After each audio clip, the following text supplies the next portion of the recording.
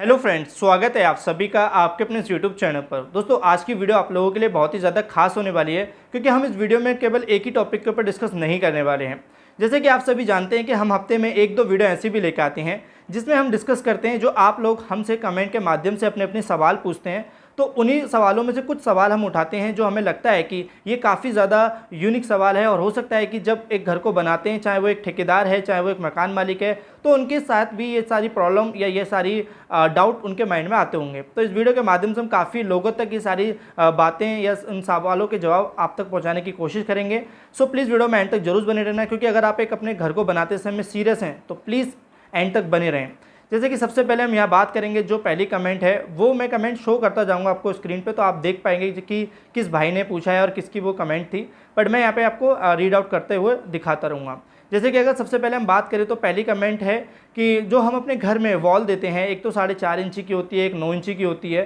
तो जो हम मान लीजिए 4.5 इंची की वॉल है, तो क्या घर में हम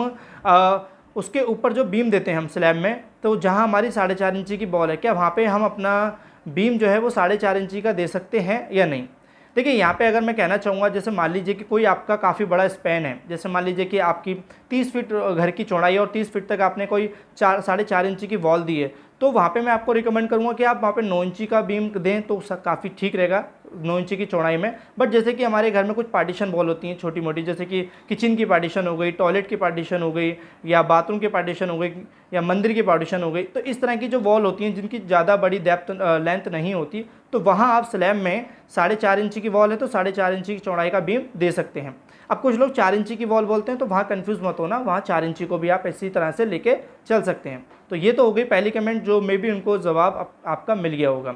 अब हम यहाँ दोस्तों दूसरे सवाल की बात करेंगे। तो ये क्वेश्चन पूछा गया था कि सर, हम अपने घर में कहाँ कहाँ फॉल सीलिंग देना ज़रूरी होता है। ये वीडियो उनको काफ़ी जगह पूछने पे उन्हें नहीं मिली, इसलिए उन्होंने इस तरीके से लिखा भी है। तो देखिए, मैं यहाँ पे आपको रिकमेंड करूँगा, जब एक घर को बनाते हैं और हम अपने घर में सीलिंग की प्लानिंग करते हैं, जैसे कि कुछ लोग पीओपी के डिज़ाइन देते हैं, कुछ लोग यूं ही नॉर्मली पुट्टी कर देते हैं, और कुछ लोग फॉल सीलिंग देते हैं, तो यहाँ पे जो मेन चीज़ आती है वो आती है आपका बजट। देखिए, बजट सबसे मेन पार्ट है हमारे किसी भी घर को बनाने के लिए। अगर आपके पास काफ़ी अच्छा बजट है तो देखिए, आप अपने घर में हर रूम में, हर हॉल में किचन दे सकते हैं, जैसे कि बहुत से लोग करते हैं। यहाँ तक कि वो लोग किचन में और साथ ही जो भी उनके बाथरूम वगैरह के पोर्शन होते हैं उसमें भी फॉल सीलिंग देते हैं, क्योंकि उनका अच्छा बजट होता है। फिर रूम हॉल और जो आपके हॉल हो गए और ड्राइंग रूम हो, ये तो बहुत ही नॉर्मल सी चीज़ें हैं, वो तो देते ही देते हैं वो लोग। बट यहाँ पर हम बात करते हैं कि आपका काफ़ी ज़्यादा बजट नहीं है, फिर भी आपको अपने घर में एक अलग ही कुछ वर्क कराना है, जैसे कि वो अच्छा भी लगे दिखने में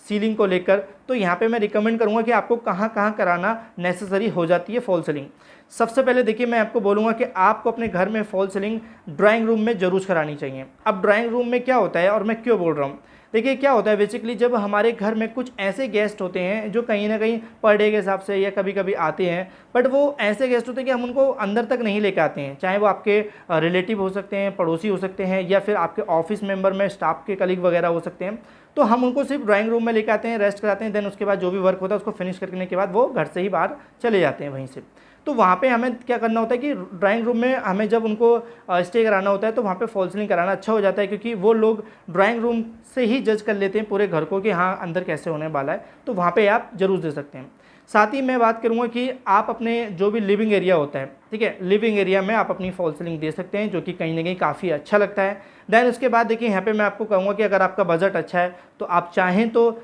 हर घर की जो रूम है उसमें दे सकते हैं, वरना ज़रूरी नहीं है। तो मे भी यहाँ का जो उसका जवाब था वो एकदम स्ट्रिक्टली नहीं हो सकता, क्योंकि आपका बजट बहुत ज़्यादा मैटर करता है इस चीज़ को लेकर। नेक्स्ट सवाल की बात करते हैं, तो वो है बोरवेल को लेकर। जैसे कि हम अपने घर में समरसेबल वगैरह कराते हैं, तो एक भाई ने पूछा है कि सर, हमें किस जगह कराना चाहिए, घर में कहाँ कराना ठीक रहेगा। तो देखिए, मैं यहाँ पे आपको इस चीज़ का जवाब दूंगा कि आप कोशिश करें कि आउटर साइड कराएं, जैसे कि मतलब घर के जो भी हमारे अंदर के पोर्शन है, लॉबी रूम वगैरह, उधर एरिया में ना करा के हमारे घर के सीधे एंट्रेंस जो मेन एंट्रेंस आते हैं, और स्टार्टिंग में जैसे कि आपके स्टेयर केस के नीचे हो गया या आपका कोई पोर्च हो गया, इस जगह कराएं, कोई दिक्कत नहीं होगी। क्योंकि इनकेस कभी प्रॉब्लम होती भी है तो सारी बाहर के बाहर ही निकल जाती है, जो भी है ठीक करने में आसानी होती है, अंदर ज़्यादा ठीक करना ठीक प्रॉब्लम सी हो जाती है। तो ध्यान रखें कि बोरवेल को ज़्यादा घर के अंदर ना लेके जाए। अगर आपने गार्डन वगैरह दिया है, पोर्च वगैरह दिया है, तो वहाँ पे दे सकते हैं। अब मैं बात करूँगा नेक्स्ट सवाल की, तो वो सवाल पूछा गया है स्लैब की स्टील स्पेसिंग को लेकर। देखिए जब हम छत में अपना जाल बांधते हैं तो जो भी हमारी सरिया होती है उसमें जो हम अपनी आपस में दूरियां रखते हैं वो कितनी होनी चाहिए, टॉप की कितनी होनी चाहिए, बॉटम की कितनी होनी चाहिए। तो यहाँ मैं देखिए रिकमेंड करूँगा, पहले तो ये डिपेंड ये भी करता है कि भाई आप जो अपनी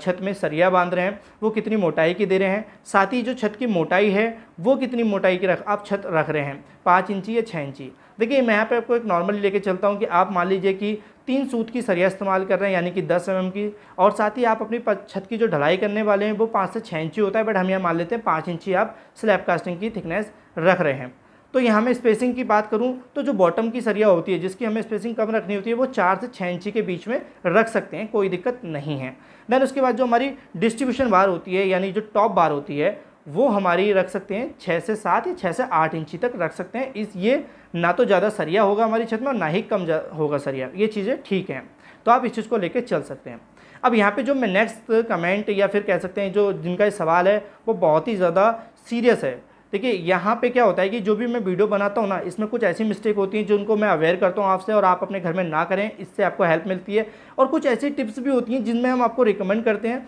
तो काफ़ी हद तक आप अपना कुछ पैसा भी बचा सकते हैं और घर को भी एक अच्छा लुक दे सकते हैं। देखिए यहाँ पे जो दूसरा सवाल, ये नेक्स्ट सवाल जो है ये है हमारा घर में काफ़ी बड़ी मिस्टेक की गई है।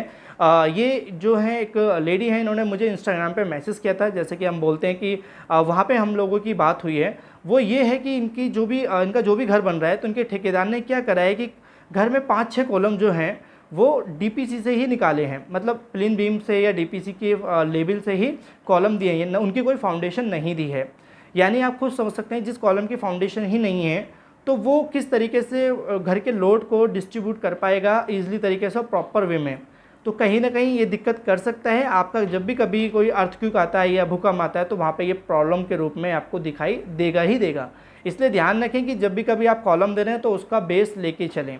प्रॉपर बेस लेके चलें फाउंडेशन से, तभी हमारे घर का लोड आसानी से डिस्ट्रीब्यूट हो पाएगा। और ये जो मेरे से सवाल पूछा था इन्होंने इंस्टाग्राम पे पूछा था। अभी मैं अगर आपको बता दूं तो बहुत से लोग हमसे इंस्टाग्राम पे जुड़े हुए हैं जो कहीं ना कहीं अपने डेली बेस पे जो भी काम उनका हो रहा है उसकी फ़ोटो क्लिक करके हमें भेजते हैं, और उनका कोई भी डाउट रहता है या कोई भी उनको सजेशन चाहिए होता है तो हमसे वो पूछते हैं और मैं उसका रिप्लाई भी आपको देता हूँ। तो अगर आपको इस तरीके की भी आपको डिटेल चाहिए या आपको घर बनाने से संबंधित जानकारी चाहिए तो आप हमारे इंस्टाग्राम पे भी साथ ही हमें फॉलो करें और वहाँ पे मैसेज भी हमें ज़रूर करें। अब यहाँ पे जो नेक्स्ट सवाल की बात करने वाला हूँ वो है स्लैब कास्टिंग को लेकर। देखिए मेरे से सवाल पूछा है कि क्या सर हम स्लैब कास्टिंग में जैसे कि सैंड इस्तेमाल करते हैं, एग्रीगेट इस्तेमाल करते हैं, सीमेंट इस्तेमाल करते हैं, और साथ ही जो हमारी सैंड होती है वो हमें रिवर सैंड इस्तेमाल कर सकते हैं या नहीं। अब रिवर सैंड देखिए दोस्तों वो जो नदी से हमें प्राप्त होती है बहुत ही फाइन होती है, तो देखिए मैं यहाँ रिकमेंड करूँगा कि आप स्लैब कास्टिंग में कंक्रीट बनाने के लिए रिवर सैंड का इस्तेमाल ना करें, मैन्युफैक्चरिंग सैंड का इस्तेमाल करें जो कहीं ना कहीं काफ़ी अच्छी होती है। मैन्युफैक्चरिंग सैंड को कुछ लोग क्रेशर सैंड भी बोलते हैं या कोर सैंड बोलते हैं, वही आप इस्तेमाल करें, उसमें अच्छी पकड़ होती है, उसमें हल्के से आपको छोटे छोटे से पार्टिकल्स मिल जाएंगे जो कि हमारे क्रेशर किए जाते हैं स्टोन, तो वो चीज़ ठीक है, तो ये ध्यान आपको ज़रूर रखना है। अब यहाँ पे मैं एक नेक्स्ट टिप्स और देना चाहूँगा। देखिए मेरे से ये सवाल भी पूछा है कि सर हम अपना घर जब बनाते हैं तो घर में जो हम अपना डोर या विंडो के ऊपर जो हम अपना टाई बीम देते हैं जिसको लिंटल बीम भी बोलते हैं, तो क्या वो हमारे घर में सारी दीवारों पे घुमाना ज़रूरी है या नहीं। देखिए घुमाने के लिए अगर मैं बोलूँ तो आप घुमा सकते हैं, कोई प्रॉब्लम नहीं है, इससे कोई भी आपकी घर में कमज़ोरी नहीं आएगी बल्कि थोड़ी बहुत मजबूती ही बढ़ जाएगी। बट मैं यहाँ पे एक चीज़ और बोलना चाहूँगा, अगर आप अपनी छत की नॉर्मल हाइट रख रहे हैं और आपने एक प्लेन बीम दिया है, नीचे बेस में आपने प्लेन बीम दिया है और आप अपने 12 फीट तक की हाइट रख रहे हैं छत की, तो फिर आप देखिए आपको पूरे घर में पूरे बीम को घुमाने की ज़रूरत नहीं है जो कि आप 7 से 8 फीट लेवल पे घुमाते हैं, बिल्कुल भी ज़रूरत नहीं है। आपको सिर्फ डोर है तो डोर के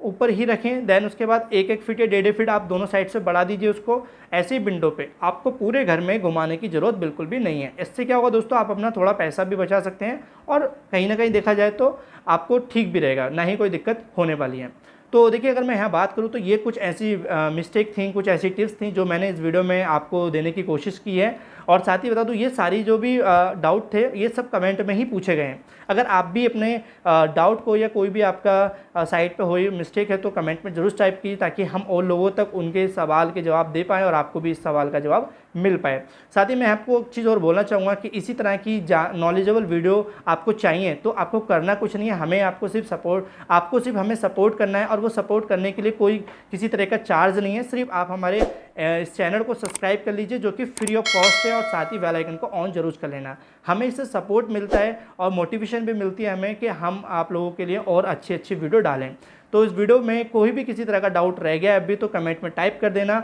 और वीडियो अच्छी लगी वीडियो लाइक जरूर करना, और चैनल सब्सक्राइब नहीं किया तो प्लीज़ सब्सक्राइब करें, साथ में बेल आइकन को ऑन करें। Thank you for watching video. मिलते हैं हम अपनी नेक्स्ट वीडियो में।